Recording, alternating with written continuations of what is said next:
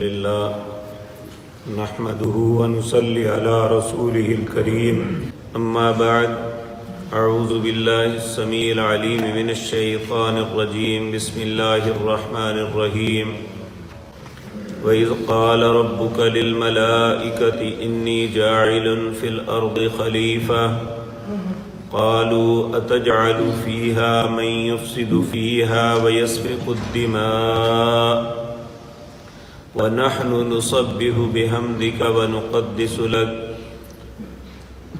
قال إني أعلم ما لا تعلمون وعلم آدم الأسماء كلها ثم عرضهم على الملائكة فقال أنبئوني بأسماء هؤلاء إن كنتم صادقين قالوا سبحانك لا علم لنا إلا ما علمتنا إنك أنت العليم الحكيم قال يا آدم أنبئهم بأسمائهم فلما أنبأهم بأسمائهم قال ألم أقل لكم إني أعلم غيب السماوات والأرض وأعلم ما تبدون وما كنتم تكتمون۔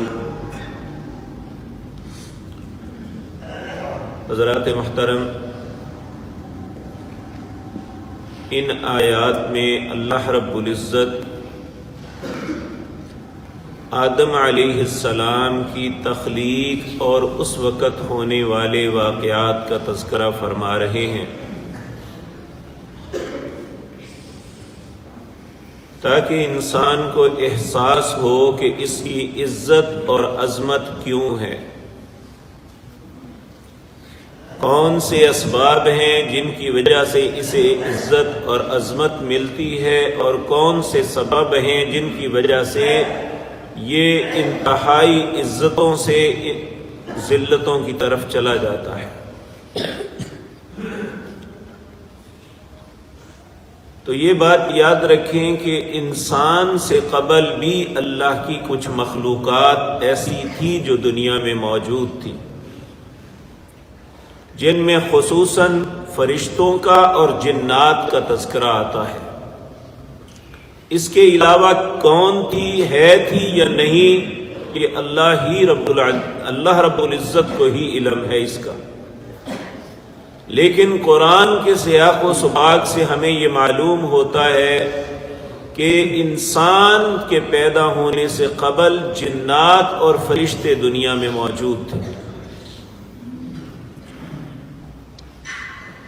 تو اس وقت دونوں مخلوقات میں یعنی جنات اور فرشتوں میں سے فرشتے جو ہیں یہ افضل تھے، اور اللہ کا مقرب بھی یہی لوگ تھے۔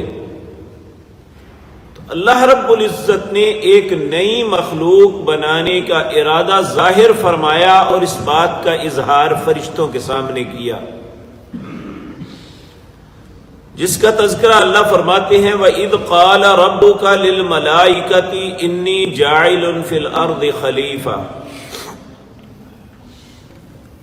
جب کہا تیرے رب نے فرشتوں سے کہ میں زمین کے اندر خلیفہ بنانے لگا۔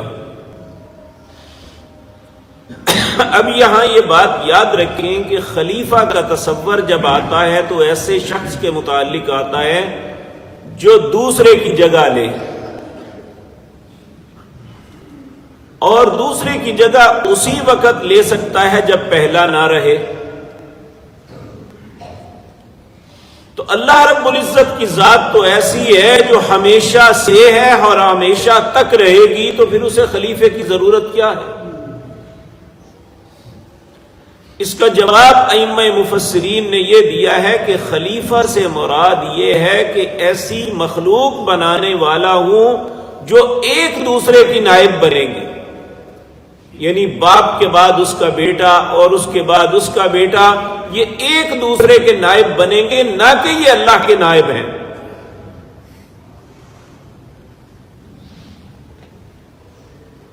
تو جو انسان کی فطرت اللہ نے بتائی تھی تو فرشتوں نے فوراً یہ بات اللہ رب العزت کے حضور عرض کی کہا قالوا اتجعل فیہا من یفسد فیہا ویسفک الدماء، اے اللہ آپ ایک ایسی مخلوق بنانا چاہتے ہیں کہ من یفسد فیہا، جو زمین میں فساد پھیلائے اور خون بہائے۔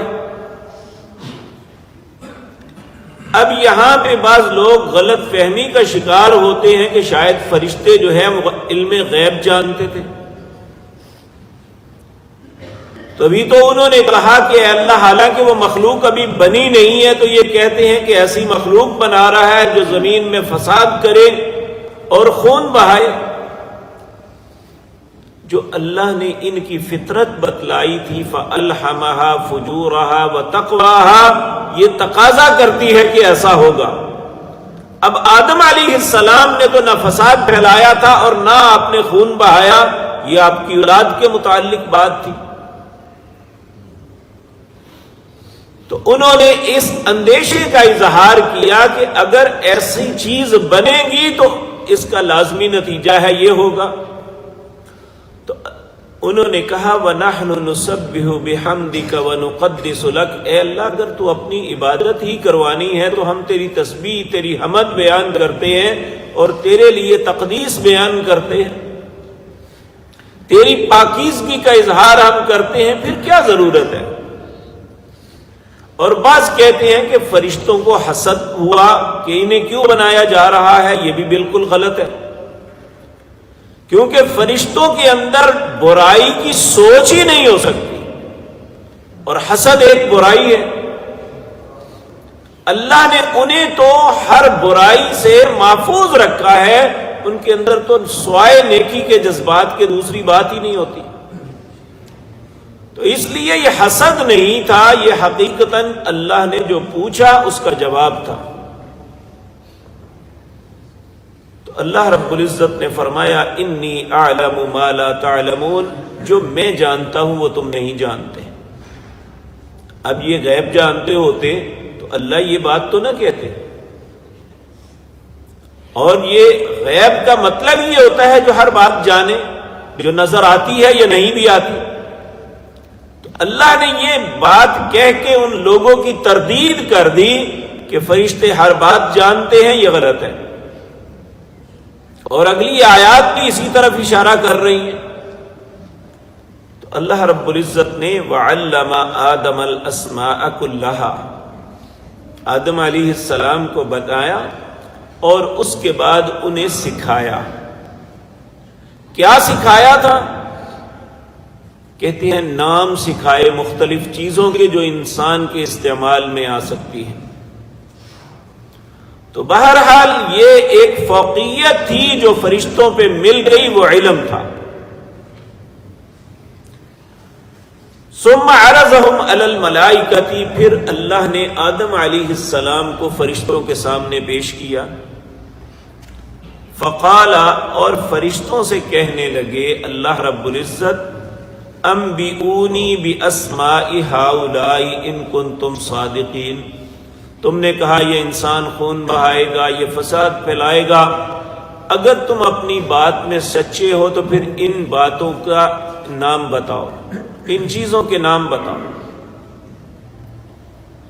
فرشتوں نے فوراً جواب دیا قال سبحانک، اے اللہ تو پاک ہے، لا علم لنا الا ما علمتنا، ہمیں کسی ایسی بات کا علم ہے ہی نہیں جو ہمیں تو آپ نے نہیں بتائی، ہمیں تو فقط اتنا پتا ہے، اتنی بات ہمیں علم ہے جو آپ بتاتے ہیں، جو آپ نے نہیں بتائی ہمیں اس کا کوئی پتہ نہیں ہے۔ انک انت العلیم الحکیم، بے شک آپ علم والے بھی ہیں اور حکمت والے بھی۔ پھر اللہ نے آدم علیہ السلام کو کہا قال یا آدم، اے آدم انبئہم باسمائہم، آپ ان کے نام بتائیں۔ فلما انبأہم باسمائہم، آدم علیہ السلام نے سارے نام بتا دیے جو جو اللہ نے ان سے پوچھا تھا۔ قال، اللہ رب العزت فرمانے لگے الم اقل لکم، کیا میں تمہیں کہا نہیں تھا انی اعلم غیب السماوات والارض، کہ زمین و آسمان کے غیب کو صرف میں جانتا ہوں، وَأَعْلَمُ مَا تُبْدُونَ وَمَا كُنْتُمْ تَكْتُمُونَ، اور میں یہ بھی جانتا ہوں جو تم ظاہر بات کرتے ہو، جو تم چھپاتے ہو، یہ ہر بات کو میں جانتا ہوں۔ تو تخلیق آدم کے اندر جو اللہ رب العزت نے سب سے اہم بات بتائی انسان کی عزت اور عظمت، علم کے اعتبار سے ہے۔ آپ دیکھیں نبی کریم صلی اللہ علیہ وسلم نے بھی فرمایا کہ ایک شخص